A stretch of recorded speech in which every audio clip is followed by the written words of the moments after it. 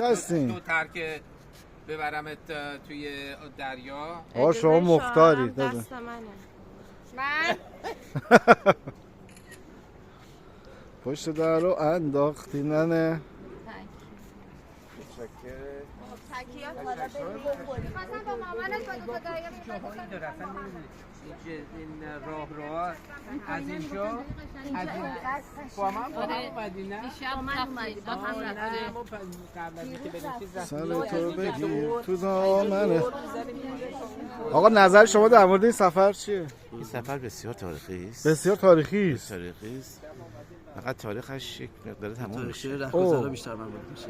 نظر شما چیه؟ میگم سفر تاریخیه، من ممکنه نمیشه فقط بیشتر ممکنه. به تاریخچه رهگذرا رهگذرا معروف میشه.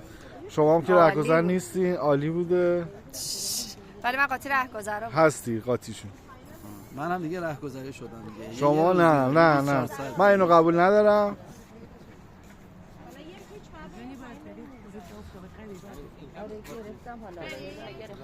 بریم